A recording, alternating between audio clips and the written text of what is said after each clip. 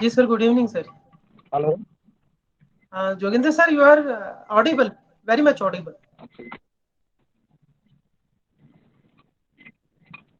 Let me Yes, talk. yes, yes, yes, sir. Okay, Tarji, may I know Okay. what's here?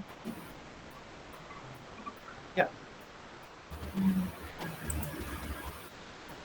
Yeah, Tariq ji, I'm audible. Yeah, ma'am, you are audible. Huh? Thank you.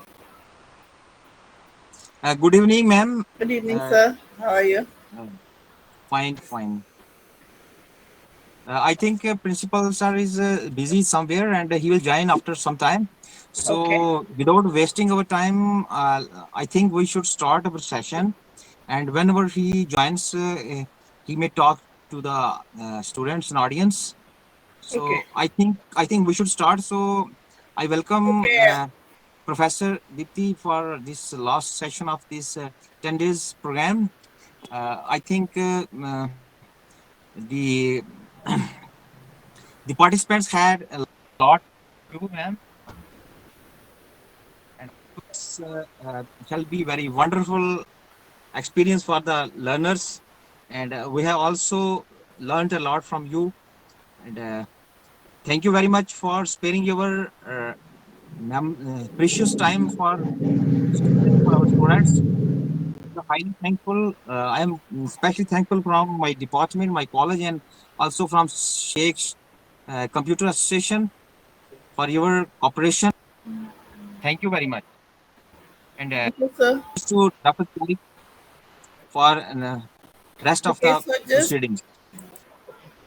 okay. Thank you, sir. Let me just share the my PPTs. Ma'am, you are Okay. not audible. I Ma'am is can't. audible, sir.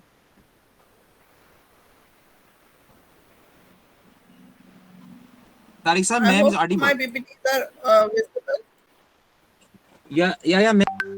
Actually, ma'am, you are not audible. Ma'am is audible, Tariq sir.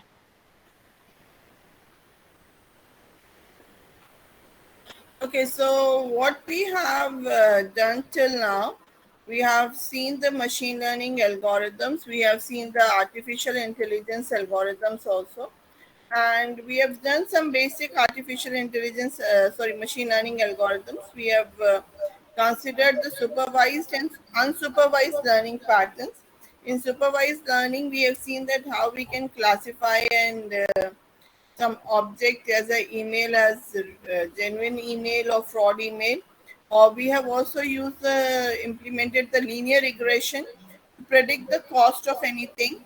We have also done the on the unsupervised learning, we have done the cluster technique.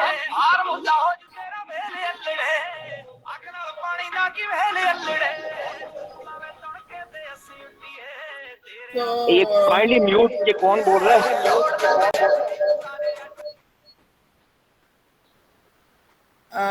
there's another popular technique of reinforcement. I think somebody is coming here. Kindly request the audience to mute their phones and devices they are using. Yeah. Uh, we have also done the linear we have done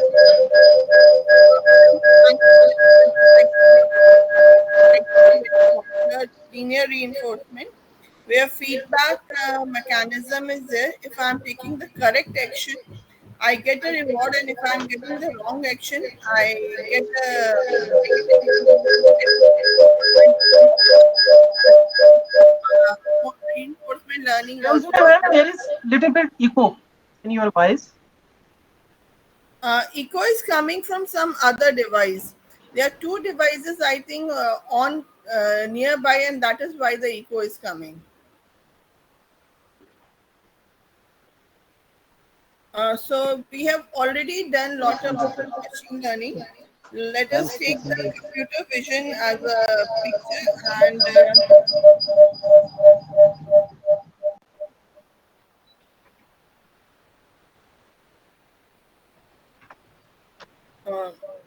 is them clear? So like nowadays,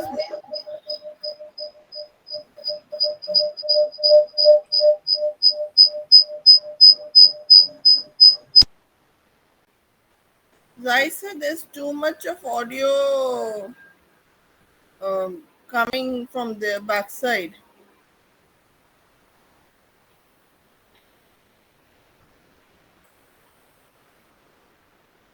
Ma'am, I think now it is fine. You continue. I hope so. Yeah, no, it is fine. No, no.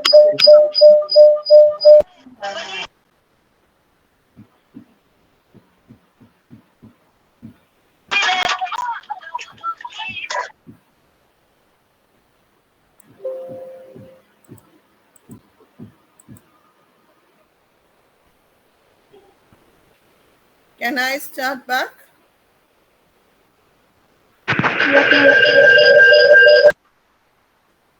Ma'am? There are two devices.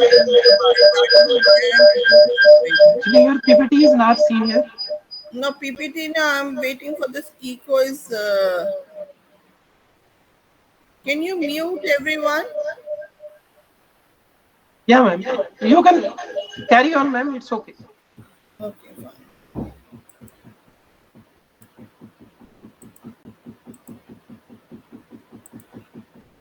Okay, so when we were talking like what is deep learning and how it has been very useful for us.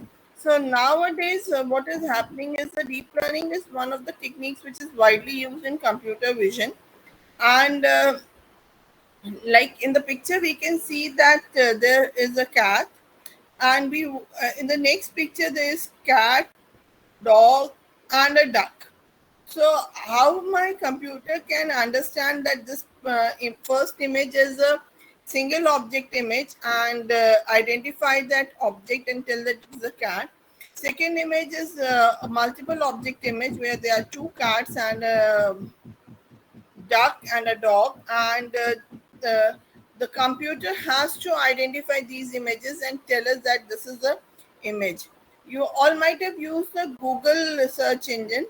There is a search of query for the images, and उस query में what happens is that when we make a query, we say we want to just see the images.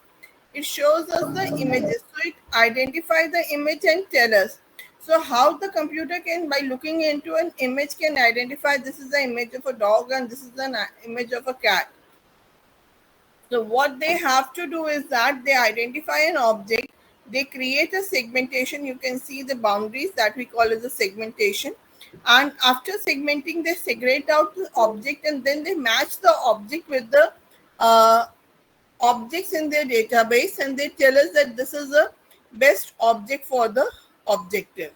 So if I say we have already done a lot about the machine learning, and we are going to the deep learning. So the major thing that happens in the deep learning is that in machine learning, we do the feature extraction exclusively.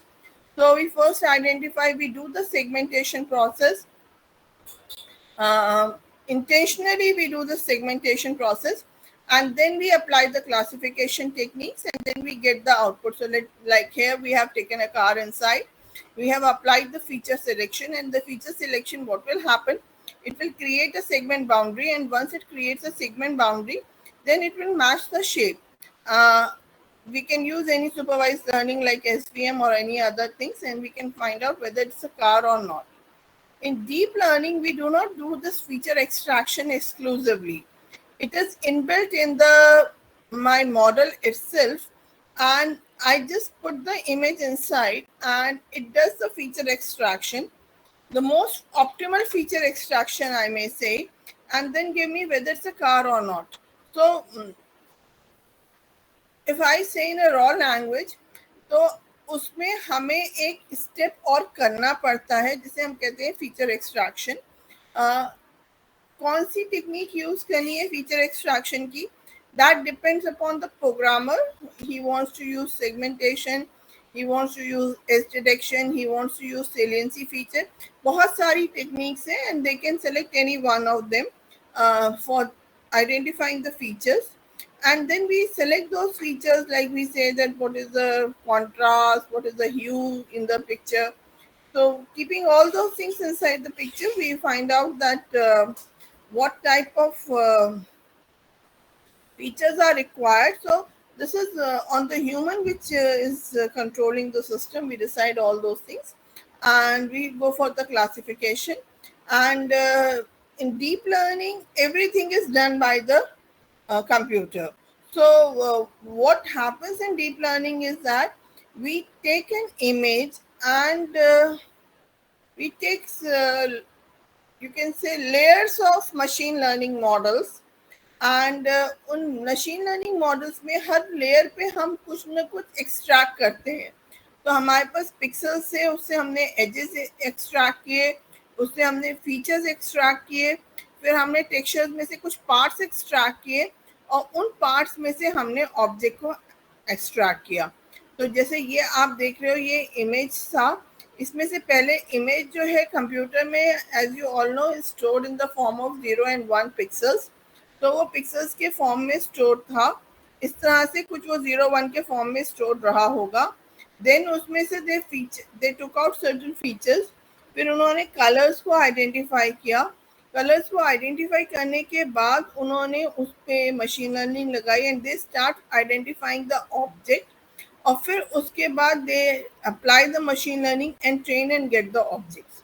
So what is there in the deep learning is that हमारे पास एक बहुत ही अच्छा learning framework होता है जिसके through हम अपने models को ट्रेन करते हैं. तो हम कैसे ट्रेन करते हैं उसका जो आइडिया है वो हमने यूज़ किया है जिस तरह से हमारा ह्यूमन ब्रेन ट्रेन होता है. तो हम उसमें ये कहते हैं कि जैसे हमारे ह्यूमन ब्रेन में बहुत सारे न्यूरॉन्स हैं, तो इसीलिए इसका जो कॉन्सेप्ट आता है वो आता है neural network. NN is called neural network. तो न्यूरल नेटवर्क में क्या होता है कि अब हमारे पास अगर कोई डेटाबेस है, हम उससे जो भी हमें इमेज मिली है हम उससे मैच करते हैं. और मैच करने के बाद हम उसके हर एक पिक्सल को लेंगे और उसको हम मैच करेंगे. हमें ये जिसे आप देख सकते हैं, अगर ये एक इमेज 2 की थी तो इसको हमने 16x16 में डिवाइड किया हुआ है एरे के फॉर्म में. हमने हर एक बॉक्स को लिया, x1 x2 x3, ऐसे हमारे पास 256 बॉक्स आए और हमें आउटपुट में चाहिए 1 to 10 तक की कौन सा नंबर है. 1 है, 2 है, 3 है, 4 है, 0 है. तो हमें 10 में से कोई एक नंबर चाहिए. तो अब हमने इसको अप्लाई किया न्यूरल नेटवर्क को एंड हमने उसमें से आइडेंटिफाई किया कि 70% it is 2 and 0.1% is 1 and 0.2% is 0. तो अब ये कैसे लर्निंग हुई? तो हमने कहा क्योंकि सबसे ज़्यादा प्रोबेबिलिटी जो है वो 2 की है, तो ये इमेज 2 की है. बट ये कैसे हो रहा है, कैसे हम कन्वर्ट कर रहे हैं इस मशीन को एक 2 के फॉर्म में, कैसे वो मशीन रिकॉग्नाइज कर रही है न्यूरल नेटवर्क में. तो उसमें हमारे पास होता क्या है कि बहुत से न्यूरॉन्स होते हैं.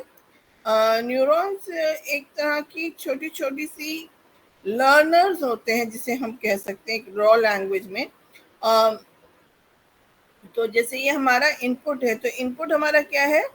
इनपुट जैसे पिछली वाली इमेज में आपने देखा, हमारा इनपुट जो था, हमने इमेज को 256 रोज एंड कॉलम्स में डिवाइड करके 256 वो बना लिए, नोड्स बना लिए हैं. अब हर नोड को हमने क्या किया, एक वेट से मल्टीप्लाई किया है. तो उसके बाद हम उससे वेट से मल्टीप्लाई करने के बाद उसमें हम एक एक्टिवेशन फंक्शन को अप्लाई करते हैं. एक्टिवेशन फंक्शन बहुत सारे हैं. सिग्मॉइड है, एल्यूलिकी है, 10H है, सॉफ्टमैक्स है. तो बहुत सारे एक्टिवेशन फंक्शंस हैं. कौन सा आपको चूज करना है आपकी चॉइस होती है. देन देयर इज अ बायस, और हम उस एक्टिवेशन फंक्शन में जब इनपुट करते हैं तो आउटपुट में हमें वो चीज़ मिल जाती है. तो ये एक मैं आपको एग्जांपल दिखाना चाहती हूँ कि ये कैसे वर्क करता है। तो ये सिग्मॉइड एक्टिवेशन फंक्शन है जिसको हम fx is equal to 1 plus x to the power of minus x होता है। ये स्टैंडर्ड सिग्मॉइड फंक्शन है। ये हमारे 3 एट्रीब्यूट्स हैं, 3 इनपुट्स हैं जिनके आगे वेट्स दिए हुए हैं। अब हमने क्या किया, इनको वेट्स को कोई वैल्यू दिया।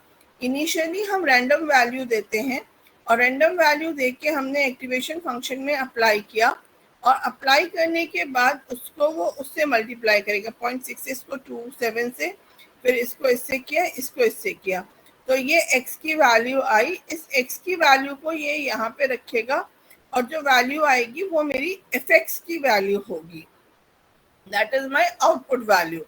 तो अब हमने बहुत सारी फील्ड्स देखी कि अगर हमारी ये वैल्यूज होंगी तो हमारा क्लास 0 है, ये वैल्यूज होंगी तो क्लास 0 है, ये सेट ऑफ वैल्यूज है तो क्लास 1 है, ये सेट ऑफ वैल्यूज है तो क्लास 0 है।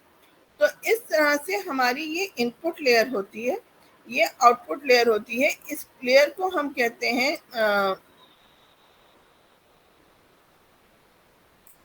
ये जो हमारी लेयर है, ये अभी हम सिंगल लेयर की बात कर रहे हैं। डीप लर्निंग में ऐसी बहुत सारी लेयर्स लगती हैं। तो ये वाली जो लेयर्स होती हैं ये हमारे को, तो जैसे अभी हमने पिछले वाले इमेज में देखा था कि एक वैल्यूज आ रही है, मतलब एक हमने fx कैलकुलेट किया है। अब हमारे इसमें क्या हो रहा होगा, एक fx ये कैलकुलेट कर रहा होगा, एक fx ये कैलकुलेट कर रहा होगा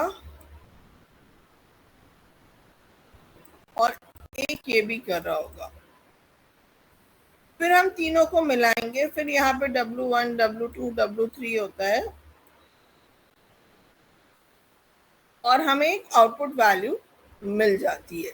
तो अब इस तरह से पहले हम जो है रैंडमली वेट इनिशियलाइज करते हैं, उसके बाद हमने सेट ऑफ वैल्यूज दी, उनको वेट निकाला और वेट निकालने से सपोज मेरा आउटपुट 0.8 आया।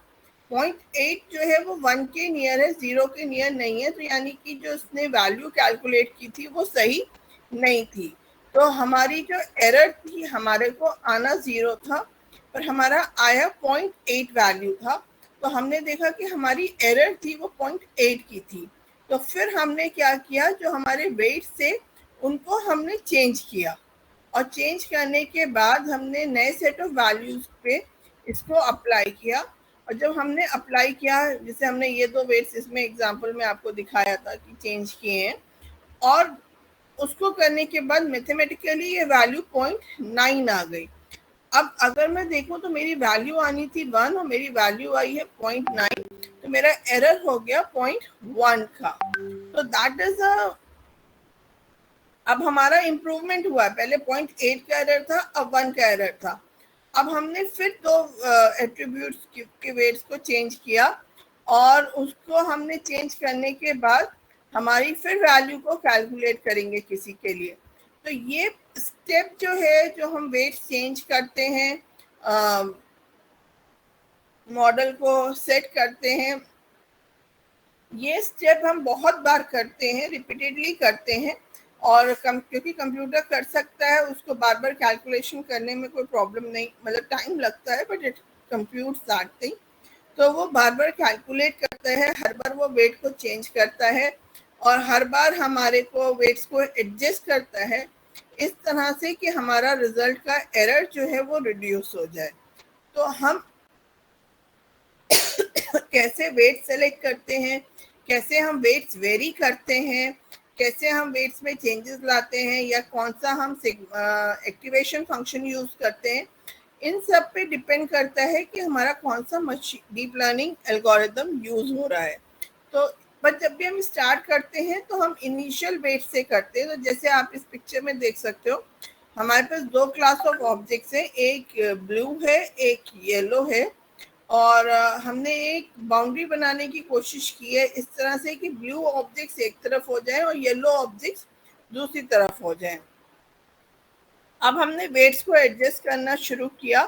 तो अगर आप पहली इमेज देखोगे तो आप ये कहोगे कि अगर मैं काउंट करती हूँ तो 1 2 3 तो बिल्कुल ही दूसरी साइड है येलो के, और 1 2 3 4 5 6 इतने एक तरफ है। और पर ब्लू की अगर मैं बात करूं तो 1 2 3 4 5 ब्लू तो रॉन्ग डिपिक्ट कर रहे, क्योंकि ब्लू के सारे बाउंड्री के दूसरी तरफ आने चाहिए थे, इधर ब्लू होने चाहिए थे सारे और इधर येलो होने चाहिए थे। तो इसका मतलब हमारा जो क्लासिफायर है वो अच्छा नहीं बना है।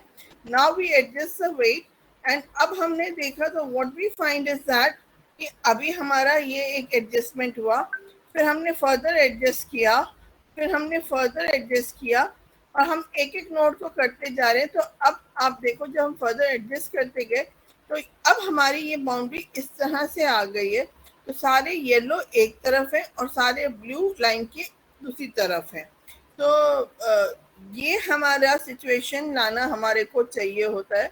तो जो हमारा न्यूरल नेटवर्क का आर्किटेक्चर होता है वो कुछ इस तरह से होता है कि एक हमारे पास सेट ऑफ इनपुट्स होते हैं, एक सेट ऑफ आउटपुट्स होते हैं, हिडन लेयर्स होती हैं। हिडन लेयर एक भी हो सकती है, दो भी हो सकती हैं, 10 भी हो सकती हैं।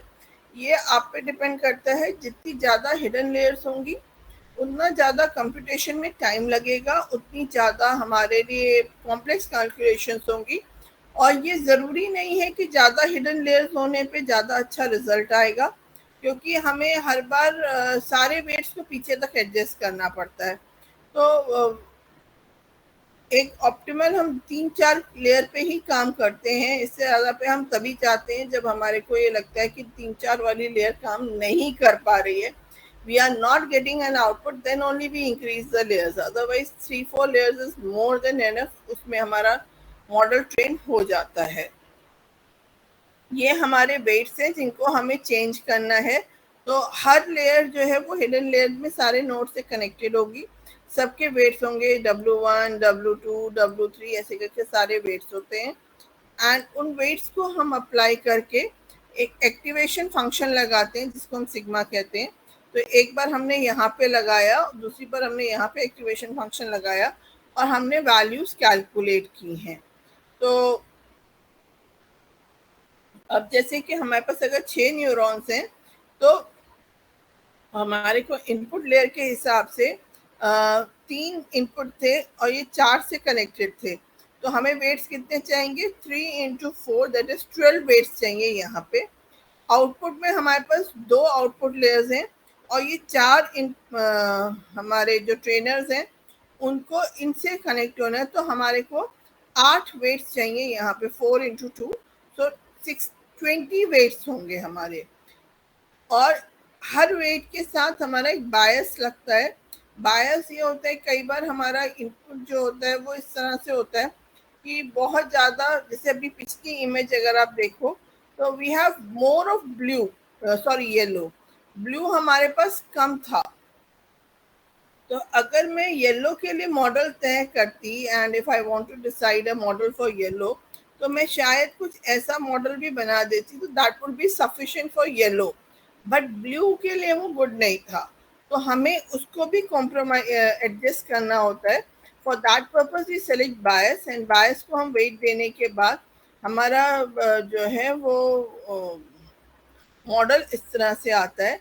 तो आपको जब न्यूरल नेटवर्क बनाते हो तो आपको डिफरेंट लेयर्स को इस तरह से एडजस्ट करना होता है और कुछ वो इस तरह का ही लुक देता है और हमारा आउटपुट आता है। जैसे मैं आपको पहले भी बोल चुकी हूँ कि आपके पास एक लेयर हो सकती है, आपके पास n लेयर्स हो सकती हैं। तो हमारे पास जो फुल्ली कनेक्टेड लेयर्स हैं उनमें हम सक्सीडिंग लेयर से कनेक्ट होते हैं।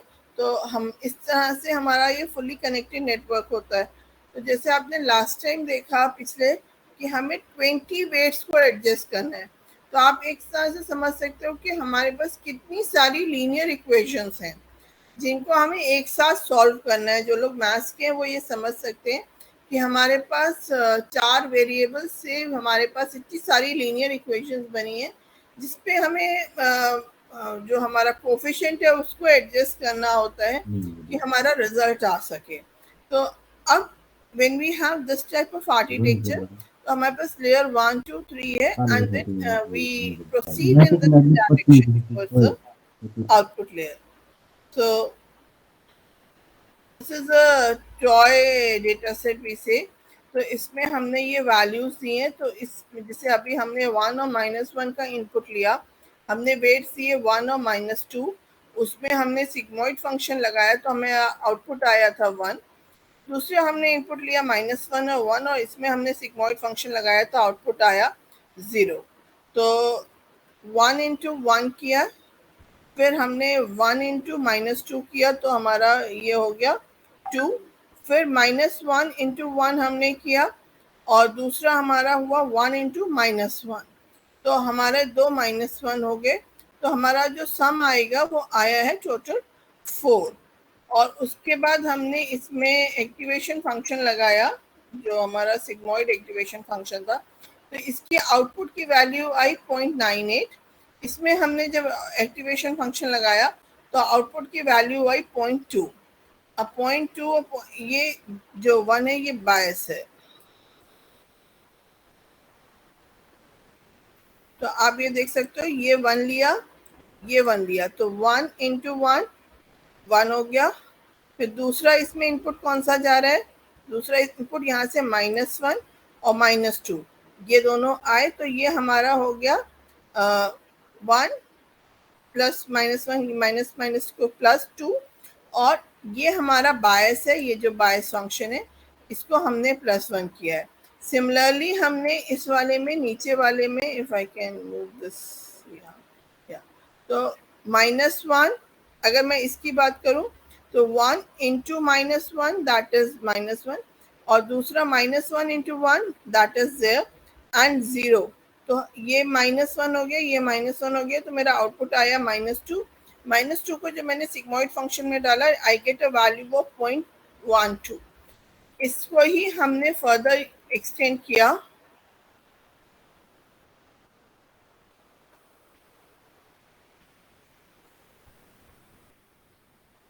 Just 1 second, it is hanged.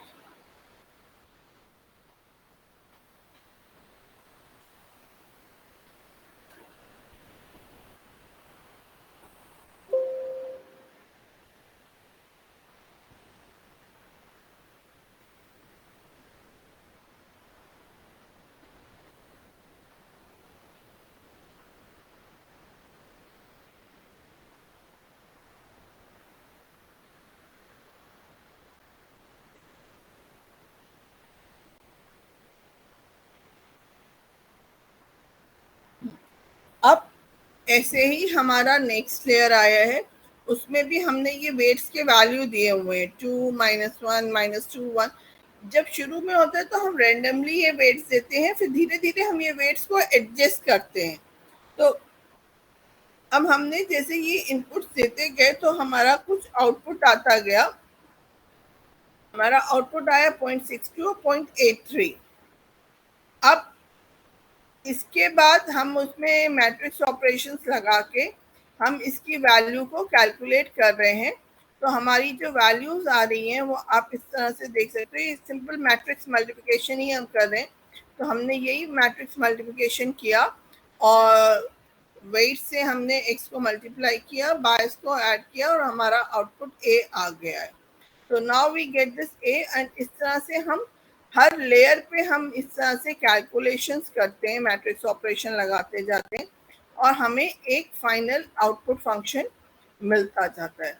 And then we will see that कि वेदर वो जो आउटपुट फंक्शन आया है वो करेक्ट है कि नहीं है। तो हमारे पास वेदर जो हमारा आउटपुट फंक्शन आ रहा है वो करेक्ट है कि नहीं है। अगर वो करेक्ट नहीं है तो हमें वेट्स को फिर से चेंज करना पड़ता है और हम वेट्स को वापस चेंज करते हैं। फिर हम चेक करते हैं कि हमारा आउटपुट फंक्शन करेक्ट है कि नहीं है।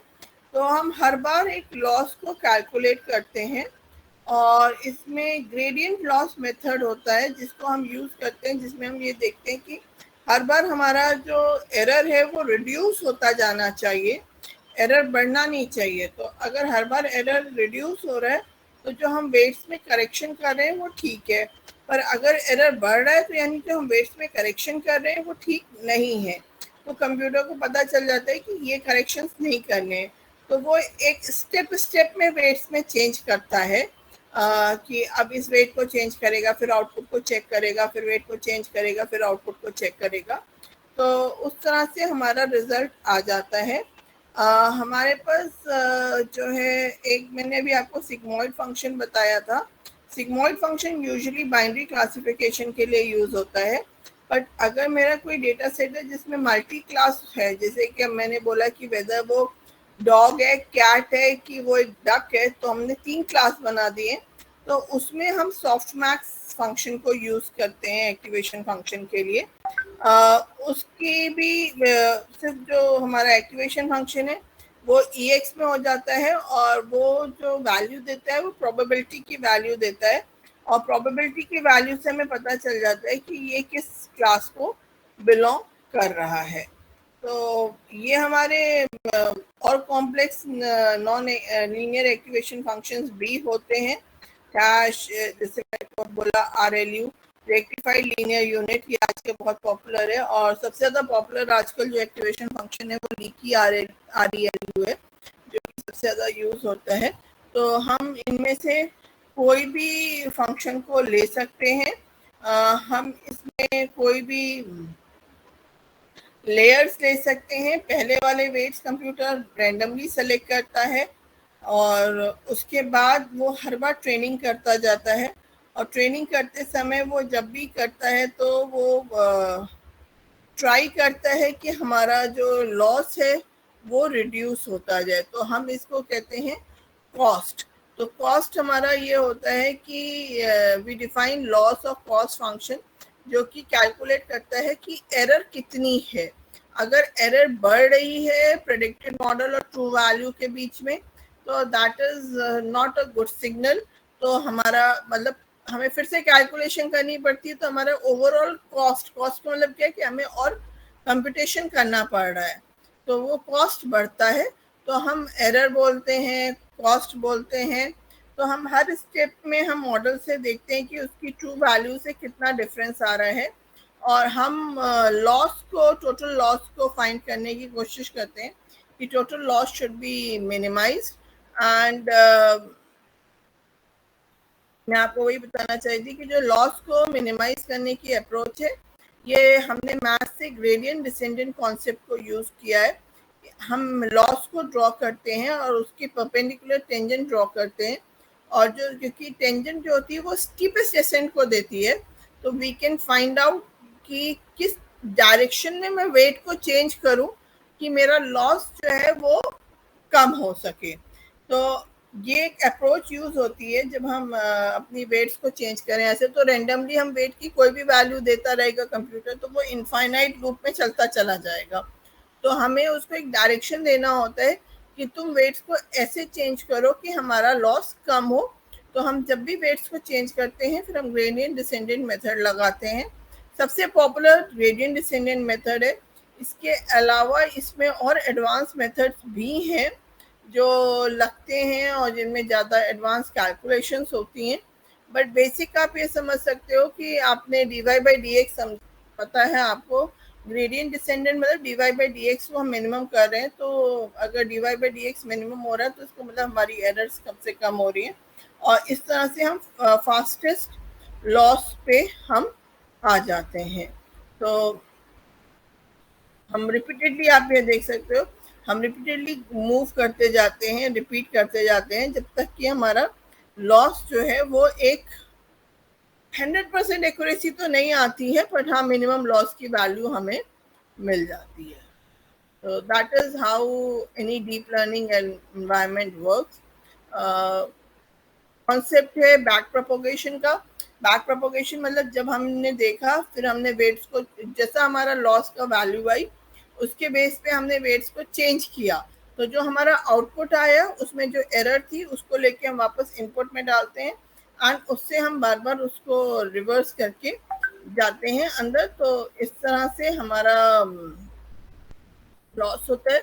इसमें एक और इम्पॉर्टेंट पॉइंट होता है, वो होता है लर्निंग रेट। हम कितनी फास्ट लर्निंग कराना चाहते हैं, हम कितनी स्लो लर्निंग कराना चाहते हैं, कि हम वेट्स को ज़्यादा जल्दी जल्दी चेंज करें कि वेट्स को हम धीरे धीरे चेंज करें।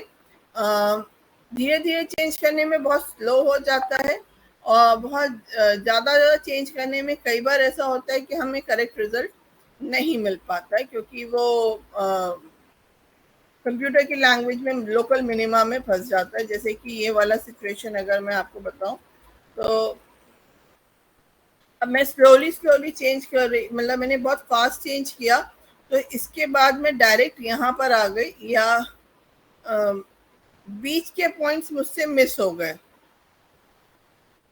तो उस केस में हमारे को बाहर निकलने में प्रॉब्लम होती है।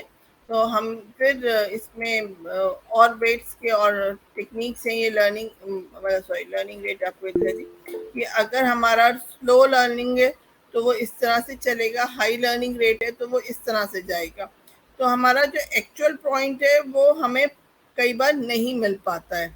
तो हमें एक ऑप्टिमल लर्निंग रेट को देखना पड़ता है कि हम कितनी ज़्यादा लर्निंग कराएं कि हमारा जो सिस्टम है वो परफेक्टली वर्क कर सके। तो एंड अनदर इम्पॉर्टेंट जो पॉइंट होता है वो होता है डीप लर्निंग में, बहुत इम्पॉर्टेंट होता है under fitting and over fitting. Under fitting मतलब मैं बहुत ही सिंपल मॉडल ले लिया, तो उससे प्रॉब्लम ये होती है कि रिजल्ट अच्छा नहीं आता है। ओवर फिटिंग में क्या होता है कि हमने बहुत कॉम्प्लेक्स मॉडल ले लिया कि हमारी ट्रेनिंग में सारी वैल्यूज पे वो फिट हो गया, पर जब हम टेस्ट करते हैं या रियल टाइम डेटा डालते हैं तो फिर वो वर्क नहीं करता है। तो ये दोनों, इन दोनों के बीच में हमें चलना पड़ता है। तो वी शुड, जैसे आप कह सकते हो अंडर फिटिंग में से ये वाला कर्व हो गया, ये ठीक कर्व है। अगर मैं ओवर फिट करूंगी तो इस तरह का कर्व आएगा। तो हो सकता है अगली वैल्यू में x यहाँ आए या o यहाँ पर आ जाए, तो वो रॉन्ग रिजल्ट दे देगा। तो इसलिए हमें इन बिटवीन का उसको करना पड़ता है। फिर हमारे पास कई बार बहुत हैवी हो जाता है नेटवर्क, तो हम ड्रॉप आउट्स भी करते हैं, जहाँ पे हम लेयर्स को हटाते हैं and we go on calculating the things. तो बेसिकली इनको हम कन्वोल्यूशनल न्यूरल नेटवर्क भी कहते हैं, जिसको हम CNN जो पॉपुलरली कहलाता है। हमारे पास ANN होता है, CNN होता है। इनके आर्किटेक्चर्स में डिफरेंस यही होता है कि कैसे ये लेयर्स आपस में कनेक्टेड हैं, फुल्ली कनेक्टेड हैं। फीडबैक फॉरवर्ड फीडबैक है कि हम फीडबैक के उस पर आगे बढ़ रहे हैं, कि हम फीडबैक को वापस एज ए इनपुट डाल रहे हैं। इस पे हमारा डिपेंड करता है कि हम कौन सा आर्किटेक्चर यूज़ कर रहे हैं। हर आर्किटेक्चर के अपने एडवांटेजेस हैं, अपने डिसएडवांटेजेस हैं। CNN हमें अच्छा रिजल्ट देता है, बट वो कम्प्लीटली कनेक्टेड होता है, इसलिए वो बहुत स्लो होता है। RNN जो है वो रीइंफोर्समेंट लर्निंग पे डिज़ाइन होता है, सिमिलर आर्किटेक्चर होता है, बट वो रीइंफोर्समेंट लर्निंग पे डिज़ाइन होता है। उसमें हम लॉस और गेन को कैलकुलेट करते हैं, तो हमारे पास वो वैल्यूज रिटेन्ड होती हैं। तो इस तरह से हम उसमें एक तरह से हर स्टेप में नॉलेज को एनहांस कर रहे होते हैं, तो वो उसका एडवांटेज होता है। तो there are lot of deep learning models, but जो बेसिक आर्किटेक्चर है that is same as human brain. जैसे हमारा ह्यूमन ब्रेन में बहुत सारे न्यूरॉन्स हैं, वो आपस में जुड़े होते हैं, इसी तरह डीप लर्निंग एनवायरनमेंट में हमारे पास बहुत सारे न्यूरल नेटवर्क्स हैं जो कि आपस में कनेक्टेड हैं। How we are connecting them, ये हमारा आर्किटेक्चर है कि we can connect them completely, we can connect them partially, we can connect them feed forward method, or we can connect them backward method. So there are a lot of varieties with us. Depending upon the problem statement हम select करते हैं। Popular ResNet है, डेंसनेट है, ये popular networks हैं जो कि आजकल मोस्ट ऑफ द प्रॉब्लम्स में यूज होते हैं। तो आप उनको ट्राई कर सकते हो। इन सब के जैसे मैंने आपको पहले भी बताया था in the class of SVM and other Python में, वैसे ही इनकी भी पाइथन में लाइब्रेरीज हैं। You can use those library functions, call them, input देना है आपको। ये इमेज पे बहुत अच्छा काम करते हैं, ये NLP पे, नेचुरल लैंग्वेज प्रोसेसिंग पे बहुत अच्छा काम करते हैं। जहाँ पे प्रॉब्लम स्टेटमेंट कॉम्प्लेक्स है वहीं पे आपको डीप लर्निंग मॉडल को यूज करना चाहिए, क्योंकि अगर आप सिंपल प्रॉब्लम्स में डीप लर्निंग यूज करेंगे तो आपकी स्पीड स्लो हो जाएगी, और कोई प्रॉब्लम नहीं है, you will get slower in the speed और आपको कंप्यूट करने में टाइम ज़्यादा लगेगा। तो बेटर है कि अगर आपकी कॉम्प्लेक्स प्रॉब्लम्स हैं, जैसे images are complex problems, natural language processing problems are complex problem, query handling जो आपके सर्च इंजन हैं those are complex problem, recommender systems are complex problems. तो वहाँ पे डीप लर्निंग एक इफेक्टिव मेथड प्रूव होता है as compare to machine learning. Okay, ma'am. Thank you very much. Very informative lecture is there. We have principal sir is Dr. Jasbir sir, Wadi principal. Actually, we are very much busy for preparing the NAC. Their team is visiting us, and I hope Jasbir sir is audible. May I audible? Are you there? Yes, I am audible. So he is a teacher among the teachers, and he is very kind to that we are here just conducting these type of internship program or any type of a program. So kindly, sir, give a brief note about this particular type of internship program, sir. Thank you very much, Tariq Saab. I extend my gratitude and thanks particularly to Department of Computer Application. In fact, this internship was started prior to my joining in this institution, and I am thankful to the former principal of this institution, Professor M.S. Shah, who is always very keen in taking such a type of initiatives so that the student in this far-flung area can get an opportunity to have the knowledge which otherwise we cannot provide at this level. My thanks to the convener of this 10 days internship program, Dr. Riaz Ahmed, Head Department of Computer Application, SKC, GDC Punch, and the patron, Professor Shah, I have already said. Then organizing secretary, I can say Dr. Tariq, who is also running here beside its own Sheikh Computer Association. He is also running this in this far-flung area. My special thanks to Dr. Dipti Malhotra, who is the resource person of this internship program. I was just listening today. In fact, I have listened to you. She is the professor in information technology and a head accreditation ranking and quality assurance, MIT School of Engineering and Technology. It is our honor that you have spared your valuable time and provided what is the needed knowledge in this time when we are transiting from the classical mode of our learning to the digital mode of the learning. And if we are not equipped well with the technology, I can say that we are lacking a lot. The time has gone when we were the teaching was confined only to the blackboard and all that.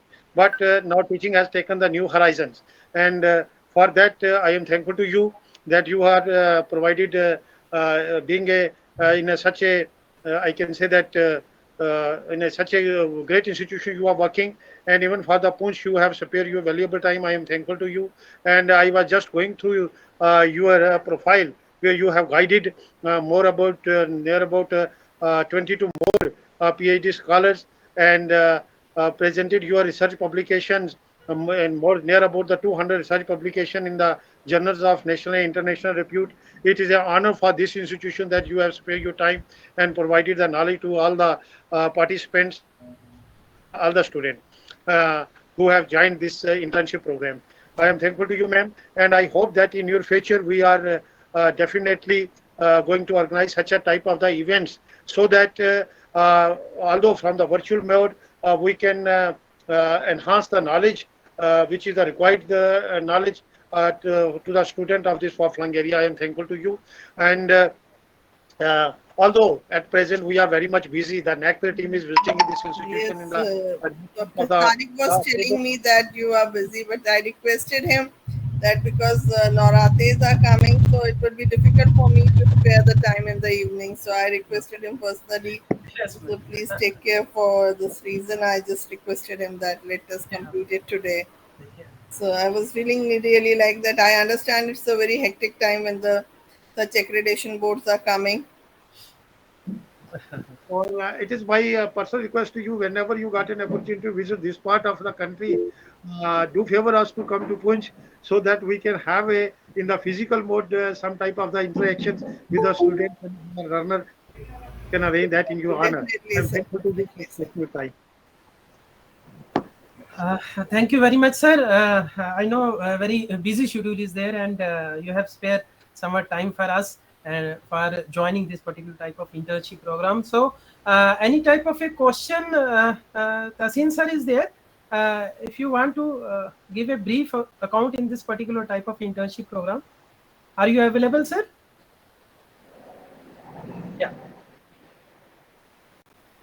Professor Tasin Saab is a head department of mathematics in our college, SKC GDC Punch, and he is doing PhD, and he has very much published research papers, and very kind person. And yeah, sir, your mic is yourself to you. Your voice is not audible, sir. Kindly unmute it.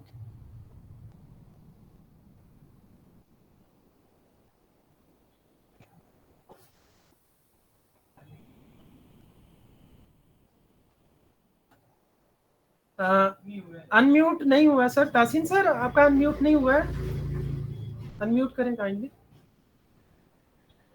तहसीन साहब unmute कीजिए. Unmute नहीं हुआ. आवाज नहीं सुनाई दे रही. So another professor is there, Professor Joginder sir. Are you there, sir? Joginder sir? Okay. Zaid Saab, are you there? Zaid Malik sir. Yes, sir. Okay. Can you give somewhat brief account of this particular type of 10 days internship? Yeah, sure, sir. Sir, first of all, I would like to thank you Hello. and Riaz, sir. Sir, my voice is audible? Yeah, sir. Yeah, sir. Yes, sir, we can hear you. Okay, sir. I tell you, Tasin sir, you Hello. can continue. Hello. Yeah. Sir, my voice is audible? Yeah, sir, but audible. Oh, okay. First of all, I'm thankful to Dr. Tariq Hussain Sheikh for giving me this opportunity to say a few words regarding internship program. Sir मैं आपको ये कहना चाहूँगा कि मैं doctor Malhotra ने जो lectures deliver किए हैं, आपके ऑलमोस्ट 10 सेशन हुए हैं और मैं बहुत ही इम्प्रेस हुआ हूँ, क्योंकि दीप्ति मैम ने बहुत ही बेसिक चीज़ें, मैं क्योंकि बीइंग मैथमेटिक्स टीचर मैंने देखा है कि उन्होंने किस तरह से ब्यूटीफुल वे में चीज़ों को, बड़े टफ कॉन्सेप्ट्स को भी उन्होंने इतने इजी वे में बच्चों को समझाने की कोशिश की है. तो मुझे उम्मीद है कि ऑलमोस्ट ये 2-3 लेक्चर्स मैंने उनके अटेंड भी किए हैं और उन्होंने कितने बेहतर वे में, जैसे फंक्शंस का मैं देख रहा था कि उन्होंने कितने बेहतर वे से किस तरह फंक्शंस का इनपुट और आउटपुट किस तरह से बच्चों को समझाने की कोशिश की है. मुझे उम्मीद है कि बहुत सारे बच्चों को इनके लेक्चर से फायदा हुआ होगा और इनका ये जो टॉपिक है ये बहुत, अगर हम रिसर्च के लिए बात करें तो बहुत ही एक इम्पॉर्टेंट टॉपिक है रिसर्च पॉइंट ऑफ व्यू से. तो मैं आपका दिल की गहराइयों से शुक्रिया अदा करता हूं कि आपने इस 10 डेज प्रोग्राम में, मुझे लग रहा है कि इस फॉर फ्लाइंग एरिया में इतने बेहतर, मैं अगर मैं आपको टीचर देखूं तो कोई मुकाबला नहीं है, मेरे पास अल्फाज नहीं है कि मैं अपने अल्फाज आपकी तारीफ में कुछ कहूं. इतने खूबसूरत वे में और इतने सिंपल वे में चीज़ों को आपने बयान करने की कोशिश की और बच्चों को बताया है.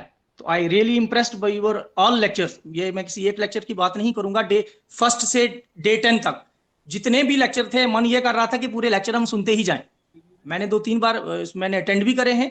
तो मुझे उम्मीद है कि teachers as well as students आपके इन सभी लेक्चर से इन्होंने फ़ायदा लिया होगा और इसी में वो अपना कैरियर भी सोचें. मैं भी डॉक्टर तारिक साहब से मैं बात कर रहा था कि भाई मशीन लर्निंग में मुझे लग रहा है कि मैथमेटिक्स किस तरह से मैम ने यूज़ किया है, तो हम लोग भी मैथ्स और कंप्यूटर की कोलैबोरेशन में हम भी कोई पेपर बनाते हैं. तो मैम मुझे लग रहा है कि आपके इस लेक्चर से हम इस दिशा में कुछ काम करेंगे. तो मैं इन्हीं अल्फाज से अपने अल्फाज ख़त्म करूँगा. मैम रियली आपने हमारा ये जो 10 डेज प्रोग्राम था जो department of computer application in collaboration with Sheikh computer association ने ऑर्गेनाइज करवाया, और मुझे लग रहा है कि ये जो प्रोग्राम की जो इसको सक्सेसफुल वे में जो किया है वो इस आपकी ही बदौलत हुआ है। तो मैं once again on behalf of computer application department and Sheikh computer association की जानब से आपका शुक्रिया अदा भी करता हूं, और आपने कितने खूबसूरत वे से कंसेप्ट क्लियर करवाए हैं बच्चों के, मैं इसके लिए आपका तहे दिल से शुक्रगुजार हूं। तो thank you ma'am once again. So thank you, sir. Okay, thank you very much, sir, Professor Tahsin sir, for your kind words. So, Zahid Malik is there. Are you available? Yes, sir. Kindly give your Yes. account. Huh? Yeah. So, sir, first of all, I would like to thank you and Riaz sir for arranging this internship program. And after that, I would like to thank you, ma'am, Dipti ma'am, for giving the lectures in such a simpler way that I think along with me, everybody could grab everything, whatever you used to teach us. So, most of the time I used to ask questions. I don't know how my questions sound stupid or not. I don't know, since I was quite new There's for this always, thing. sir, आपके questions पूछने से we feel that the audience are connected. So कई बार बच्चे नहीं पूछ पाते हैं, but आप शायद आपके पूछने से उनकी भी clarity होती है. So Yes, that ma'am. was a great thing, sir. Thank you for. Yeah. I mean, with discussions, we learn more. That's true. So, yeah, you gave lectures in a very simpler way. And I used to take screenshots of the examples actually which you used to give. So I'm trying to implement that now. तो मैं Python में थोड़ा try कर रहा हूँ सीखने का. So hopefully I will make it. I mean, I will be able to do everything whatever you have taught. And ma'am, thank you so much. And thank you, Riaz sir, and thank you, Tariq sir. Thank you very much, sir. Maruf sir is also available here. Are you?